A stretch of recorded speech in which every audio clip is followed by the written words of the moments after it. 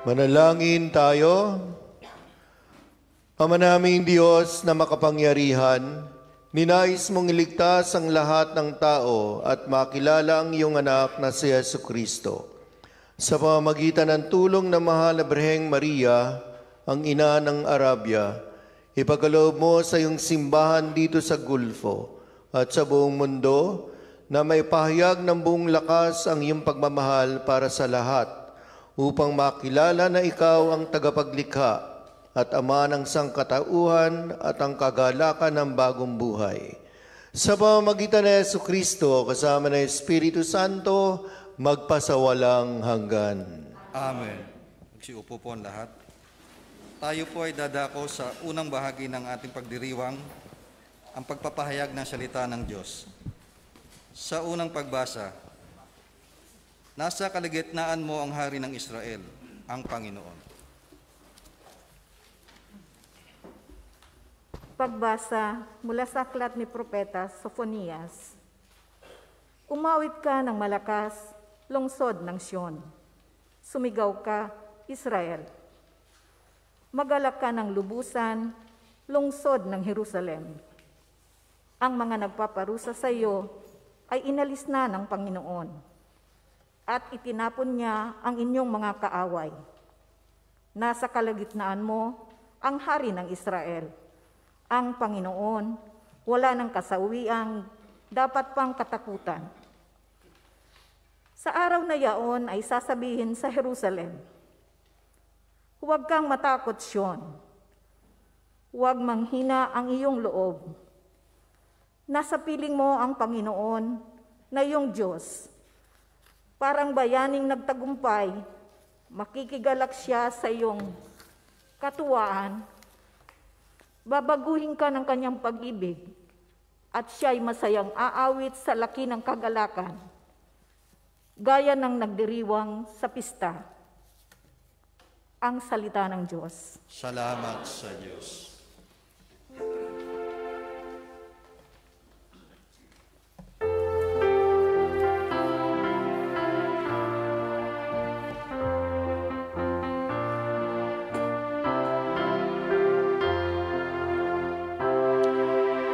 Diyos na kapiling ng bayan ay masayang papurihan. Diyos na kapiling ng bayan ay masayang papurihan. Ang Diyos ang siyang nagliligtas sa akin. Tiwalang tiwala ako at wala muntimang pangamba, sapagkat ang poon ang lahat sa akin. Siya ang aking awit, ang aking kaligtasan. Diyos na kapiling ng bayan ay masayang papurihan. Malugod kayong sasalok ng tubig sa bas ng kaligtasan.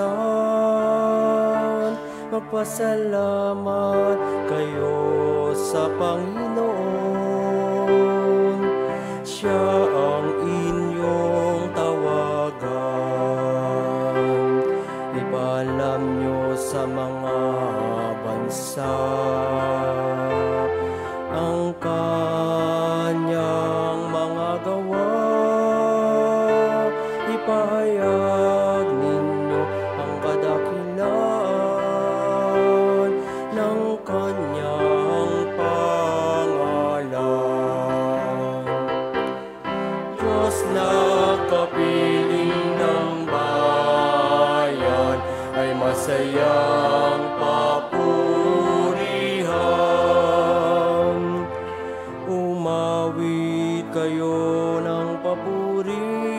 sa puong, sapagkat kahanga-hanga ang kanyang ginawa. Ipinahayag niyo ito sa buong daigdig. Mga anak ng Siyon, umawit kayo ng buong galak, sapagkat nasa piling ninyo ang dakila at ang banal ng Israel. Diyos na kapiling ng bayan, ay masaya papurihan. Diyos na kapiling ng bayan, ay masaya papurihan.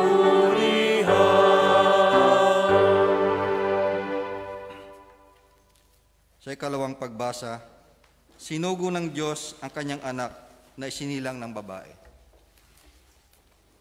Pagbasa mula sa sulat ni Apostol San Pablo sa mga taga-Galasya.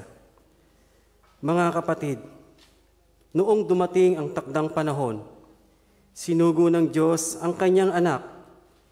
Isinilang siya ng babae at namuhay sa ilalim ng kautusan upang palayain ang mga nasa ilalim ng kautusan. Sa gayon, tayo'y mabibilang na mga anak ng Diyos, upang ipakilalang kayo'y mga anak ng Diyos. Ipinagkalooban niya tayo ng Espiritu ng kanyang anak nang tayo makatawag sa kanya ng Ama, Ama ko. Kaya't hindi ka na alipin, kundi anak. Sapagkat anak, ikaw ay tagapagmana ayon sa kalooban ng Diyos. Ang salita ng Diyos. Salamat sa Diyos. Magsitiyo po ang lahat para paggalang sa mabuting balita.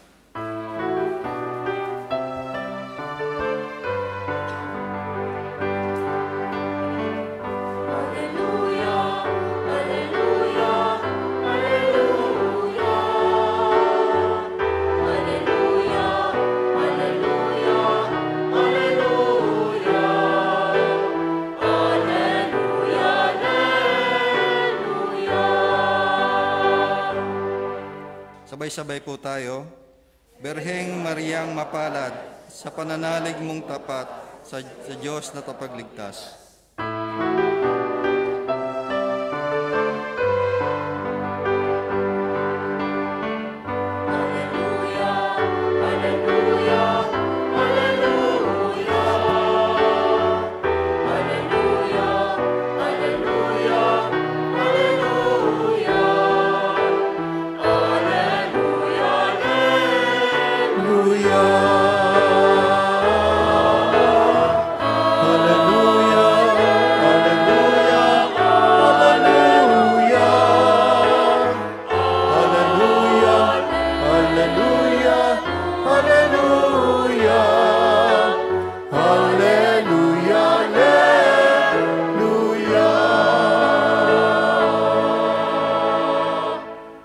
Sumainyo ang Panginoon. At sumainyo rin. Ang pagbasa sa mabuting balita ng Panginoon ayon kay San Lucas. Papuri sa iyo, Panginoon. Si Maria ay nagmamadaling pumunta sa isang bayan sa kaburulan ng Huda. Pagdating sa bahay ni Zacarias, binati niya sa Elizabeth. Nang marinig na Elizabeth ang bati ni Maria, naggagalaw ang sanggol sa kanyang tiyan. Napuspos ng Espiritu Santo sa Elizabeth at buong galak na sinabi, "Pinagpala ka sa mga babae at pinagpala rin ang dinadala mo sa iyong sinapupunan. Sino ako upang dalawin ang ina ng aking Panginoon? Sapagkat pagkarinig ko ng iyong bati ay nagagalaw sa tuwa ang sanggol sa aking tiyan. Mapalad ka sapagkat nananalig kang matutupad ang pinasabi sa iyo ng Panginoon." At sinabi ni Maria, "Ang puso ko'y nagpupuri sa Panginoon At nagagalak ang aking espiritu dahil sa Diyos na aking tagapagligtas, sapagkat nilingap niya ang kanyang abang alipin. At mula ngayon ako'y tatawaging mapalad ng lahat ng salinlahi, dahil sa mga dakilang bagay na ginawa sa akin na makapangyarihan, banal ang kanyang pangalan. Kinabagan niya ang mga may takot sa kanya sa lahat ng salit-saling lahi. Ipinakita niya ang lakas ng kanyang mga bisig, ipinangalat niya ang mga palalo ang isipan, ibinagsak niya ang mga hari mula sa kanilang trono, at itinaas ang mga nasa abang kalagayan. Binusog niya ng mabubuting bagay ang mga nagugutom, at pinalayas niyang wala ni anuman ang mayayaman. Tinulungan niya ang kanyang bayang Israel bilang pagtupad sa pangako niya sa ating mga magulang, kay Abraham at sa kanyang lahi magpakailanman. Tumira si Maria kina Elizabeth nang may 3 buwan at saka umuwi. Mga kapatid, ang mabuting balita ng Panginoon. Pinupuri ka namin, Panginoong Jesucristo. Magandang gabi, mga kapatid. Sige po, batiin natin na magandang gabi ang mga kasama natin. At happy fiesta po. No, po. Kasi ngayon, kagaya ng sinabi ng ating kapatid kanina, ipinagdiriwang natin ngayon ang solemnity ng Our Lady of Arabia. Kasi alam niyo naman siguro, no, na ang ating simbahan o ang mga simbahan dito ang vicariate natin ay ipinangalan sa mahal na Birheng Maria o yung ina ng Arabia. Kaya tuwing dumarating po yung third Sunday of the week, no? Kasi third Sunday po ito eh. Ito yung lagi nating ipinagdiriwang ang Our Lady of Arabia. Supposed to be, ngayon po ay piyesta ng alam ko, ini-expect niyo yun. No? Pero ipagdiriwang natin yan sa susunod na linggo. Kasi kailangan nating bigyan ng importansya itong mahal na ina ng Arabia.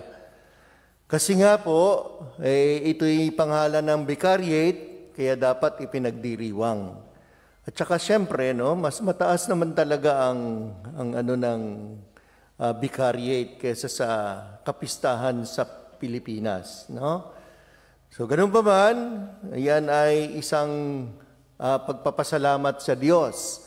We have to thank the Lord kasi pinagsama-sama niya tayo para magdiwang ng banal na misa. Kasi alam naman natin na ang misa ay tanda ng pagmamahal ng Diyos. This is the love of God for us. No, ginugunita natin yung paano niyang ipinadama ang pag-ibig nang ialay niya ang kanyang bugtong na anak. Kaya yung Eucharistia, no, na kung saan nakikita nating inihandog ang alak at tinapay na naging dugo at katawan ng Panginoon. So dahil dun, magpasalamat tayo. Kasi nga, lahat naman tayo ay tinawag na alagad ng Diyos. We are disciples of Christ, so alagad, mga tagasunod ni Kristo. Diba? Kaya tayong lahat ay tinatawagang sumunod sa yapak ng Panginoong Jesucristo. Kasi may mission po tayo eh. And this is our mission as Christians. No? Although iba-iba yung gampanin natin sa buhay, no? Iba-iba yung trabaho, iba-iba yung ating role, ika nga, may mga magulang, o may mga pare, no? May mga singles, etc. Pero isa lang talaga yung mission natin, to follow Christ, to be a followers of Christ anywhere we are. Kasi ito rin yung ipinakita sa atin ng Panginoong Jesucristo eh, di ba? Yung paano siyang sumunod sa kagustuhan ng Ama, sa kalooban ng Ama. Kaya ipinagpapatuloy lang natin. At ngayon nga, no, pinagdiriwang natin ang mahal na Birheng Maria kasi siya ho talaga yung nakasunod sa yapak ng Panginoong Hesukristo sa kanyang anak. Kaya siya ay tinawag na reyna ng mga alagad, reyna ng mga apostoles. Di ba? Kasi nga, siya talaga yung nakasunod eh. At siya yung talagang nagsabuhay ng mga ginawa ng kanyang anak. Siguro naman, alam natin lahat na tayo ay nasa sitwasyon na hindi maganda. Kasi hanggang ngayon, nasa pandemic tayo. Tapos nangangamba tayo na magkasakit, mawalan ng trabaho, di ba? Magkaroon ng lockdown, etc. So, itong hirap na ito ay talagang nararamdaman ng bawat isa. At hindi ho yan nakalipas o nakaligtas sa buhay ng mahal na ina ng Diyos. Maging siya rin, di ba? Sa kanyang pamumuhay noong panahon na iyon. Talagang ang hirap ay dinanas ni Maria at sa kanyang paghahanap ng matitirhan, sa kanyang panganganak, di ba? At nang ipinanganak ang Panginoong Hesus, naghirap din siya. Sobrang hirap din ang dinanas niya, pero hindi siya sumuko. Kasi nangako siya sa Diyos, di ba? Nung i-announce ng Anghel Gabriel na ikaw ay magiging ina ng tagapagligtas. Kaya yung yes ni Maria ay yes hanggang sa kamatayan. Talagang ang hirap ng dinanas niya, lalo na nung nakapako na yung kanyang anak. At the foot of the cross, talagang yung kanyang, di ba, damdamin na makita mong anak mo na pinapahirapan. Pero hindi nagbago ang kanyang pananampalataya sa Diyos. So yun po yung maganda ritong guntain natin. Bakit ba ibinigay ng simbahan ang pangalang Our Lady of Arabia sa atin? Kasi nga, sa pangangalaga ng mahal na ina, kasi alam niya naman mangalaga ang nanay, di ba? Sino mga nanay na nandito? Paano kayo mag-alaga ng mga anak ninyo? Nag-aalaga ba kayo ng mga anak ninyo? Kahit malayo kayo. Kailangan ipakita nyo na kayo ay may concern sa mga anak ninyo. Huwag nyo hayaang mga yaya ang magpalaki ng mga anak ninyo. Kasi pag lumalaki ang mga bata kasama ang yaya, nangyayari? Yaya ang sinasamahan, hindi ang nanay. Kahit papaano, we have to spend precious time to, sa inyong mga mahal sa buhay, sa mga anak ninyo, para maramdaman nila na minamahal nyo sila. Ito yung ginagawa ni Maria sa atin. Kaya napakaganda nga ho na tuwing meron tayong problema, di ba, lumalapit tayo sa mahal na Birhen na nasa groto. Pasalamat nga ako Every day yan, ang daming dumadalaw po dyan sa groto na yan. It's better to have that kind of devotion sa mahal na ina. Kasi alam natin na si Maria talaga ang nagiging tulay natin papunta sa Diyos, papunta kay Kristo. Hindi natin sinasamba si Maria, lagi nating sinasabi yan, and this is parang paalala po sa atin, reminders po. Hindi ho natin sinasamba si Maria. Binibigyan lang natin siya ng halaga sa ating buhay Kristiyano. Veneration ang tawag doon. Ginagalang natin siya bilang ina ng Diyos at ina nating mga anak ng Diyos. Kaya ito yun, lubos tayong magpasalamat sa Kanya. Ngayon, ano dapat ang inaasahan sa atin? Pag tayo nagde-devotion sa mahal na ina, ano ba ang devotion ginagawa nyo kay Virgin Mary? Nagro-rosary. Okay. Sino nagro-rosary? Okay. Namigay tayong rosaryo dati, Di ba? Sinong walang rosaryo? Bibigyan ko kayo. Sino nga? Hindi ako nagbibiro. Oo, bibigyan ko kayo kung wala kayong rosaryo. Oo. Bakit kailangan natin dasalin ang rosaryo? Para antukin. Kasi sabi nila, pag hindi raw inaantok, magdasal ka raw ng rosaryo. Tsak yan, tulog ka. Huwag naman no, huwag din naman gawing pampatulog yung pagdarasal ng rosaryo. No? Bakit? Ano bang dinadasal sa pagdarasal ng rosaryo? Mga misteryo. Misteryo nino? Misteryo ng Panginoong Hesukristo. No? Yung mga nangyari sa ating Panginoong Hesus, yun eh. Ang nilalaman ng pagdarasal ng rosaryo. Natatandaan nyo ba ang mga decades? Ha?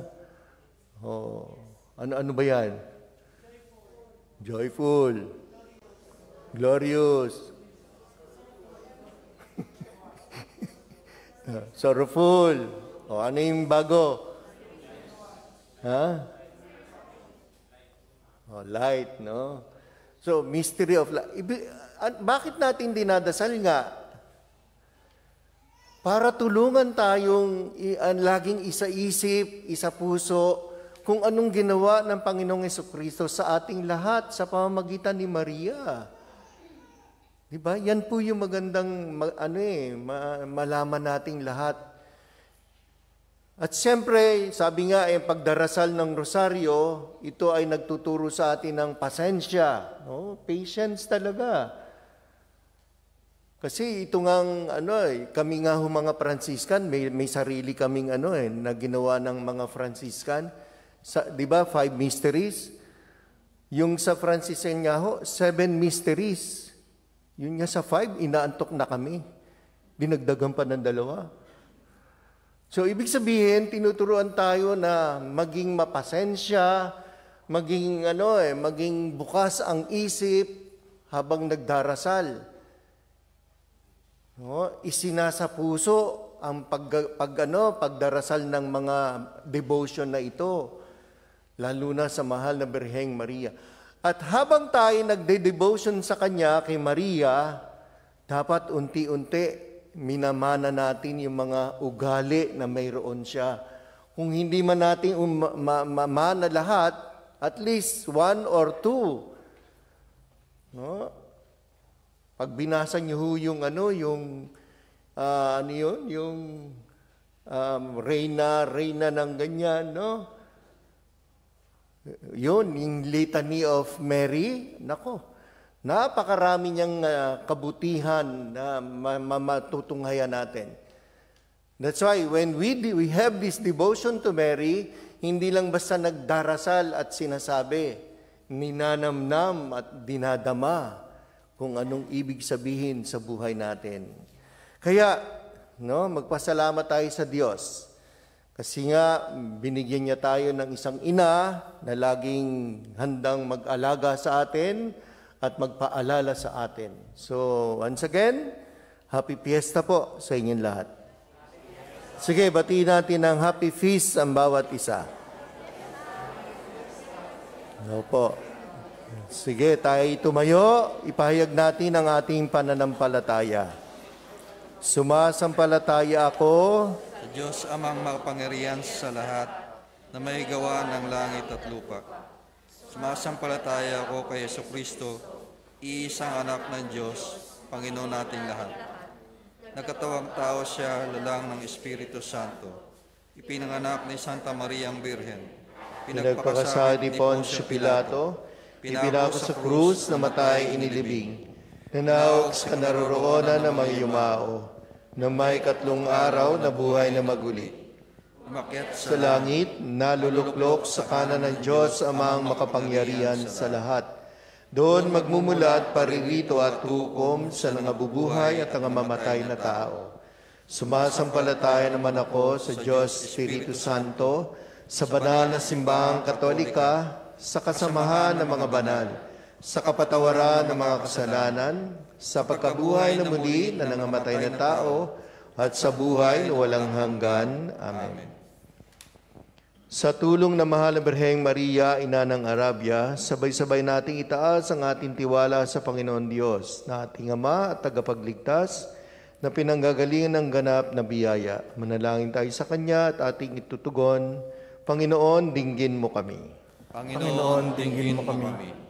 Para sa simbahan ng Diyos na sakramento ng kaligtasan, naway maipahayag niya sa buong sangkatauhan ang mabuting balita ng kaligtasan at awa ng Ama bilang pagsunod sa halimbawa ni Maria na ating ina. Manalangin tayo. Panginoon, dinggin mo kami. Para sa mga pinuno ng lahat ng mga bansa sa gitnang silangan at sa buong mundo, ay maakay nila ang kanilang mga pamayanan sa landas ng katarungan at kapayapaan. Manalangin tayo. Panginoon, dinggin mo kami. Para sa lahat ng mga nahihirapan, ulila, nalulumbay na malayo sa kanilang pamilya, bilanggo at lahat ng mga refugees, nawa sa pamamagitan ni Maria, ina ng nakapakong Jesus, ay matamasa ang nila ang pagkalinga ng Diyos at tulong ng kanilang mga kapatid. Manalangin tayo. Panginoon, dinggin mo kami. Para sa ating natitipon ngayon at para sa lahat ng pamayanan, nawa sa pamamagitan ni Maria, ina ni Jesus at ina natin, ay maging bukas na tanggapin ang sinumang taong ating nakakasalamuha sa buhay natin sa araw-araw. Manalangin tayo. Panginoon, dinggin mo kami. Para sa mga may karamdaman, naway idulot niyo po ang mabilis na kagalingan, kalakasan ng katawan at buong pagtitiwala sa iyo. Manalangin tayo. Panginoon, dinggin mo kami. Para sa aming mga yumaong kapatid, lalo na ang mga manlalayag na namatay dahil sa sakuna at karamdaman, ang biyaya na makapiling si Abraham, ang mga anghel, at mga banal sa kalangitan. Manalangin tayo. Panginoon, dinggin mo kami. Sa ilang sandali ng katahimikan, itaas natin sa Ama ang ating mga sariling panalangin. Manalangin tayo. Panginoon, dinggin mo kami. Ama naming banal, ninais mong lahat ng tao na makilala ang iyong anak na Panginoong Jesucristo. Tanggapin mo ang mga kahilingan at sa iyong walang hanggang awa, ipagkaloob mo ang mga ito. Hiniling namin ito sa pamamagitan ni Jesucristo, kasama ng Espiritu Santo, magpasawalang hanggan. Amen.